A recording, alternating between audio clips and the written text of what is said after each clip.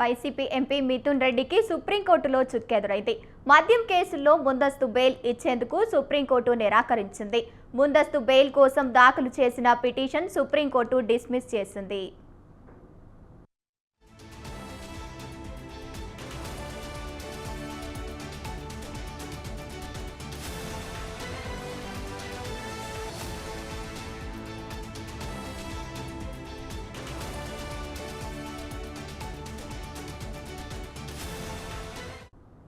YCP MP Mithun రెడ్డికి సుప్రీంకోర్టులో చుక్కెదురైంది.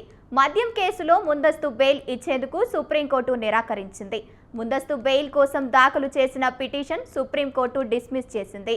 రైట్గా ఇదే అంశానికి సంబంధించి మరింత సమాచారాన్ని మా కరెస్పాండెంట్ సంతోష్ ఫోన్ ఇన్ ద్వారా అందిస్తారు. సంతోష్, చెప్పండి.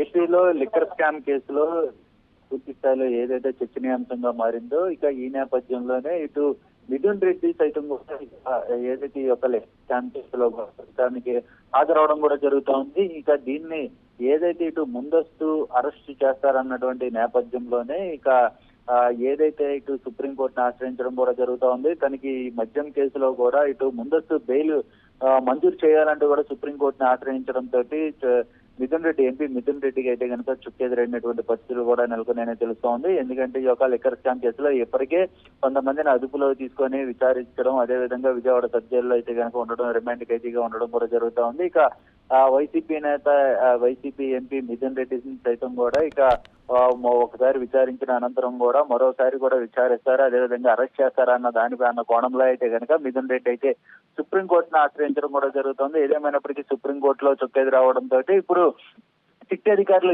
ఏ విధమైనటువంటి చర్యలు తీసుకోబోతున్నారు అన్న దానిపై అయితే కనుక ఉత్కంఠ నెలకొందని తెలుస్తూ ఉంది. ఎందుకంటే ఈ కేసులో ఇప్పటికే మాజీ ఐఏఎస్ అధికారులు సైతం కూడా అరెస్ట్ కావడంతో ఇక ఇప్పుడు తాజాగా చూసుకున్నట్లయితే కనుక ఎంపీకి ఇటు వైసీపీ ఎంపీ మిథున్ రెడ్డికి ఇటు సుప్రీంకోర్టులో బెయిల్ అనేది డిస్మిస్ కావడంతో ఇటు సిట్ అధికారులు ఏ విధంగా ముందుకెళ్లబోతారు అన్న దానిపై అయితే కనుక ఉత్కంఠ నెలకొందని తెలుస్తూ ఉంది. Gangotri, thank you Santosh.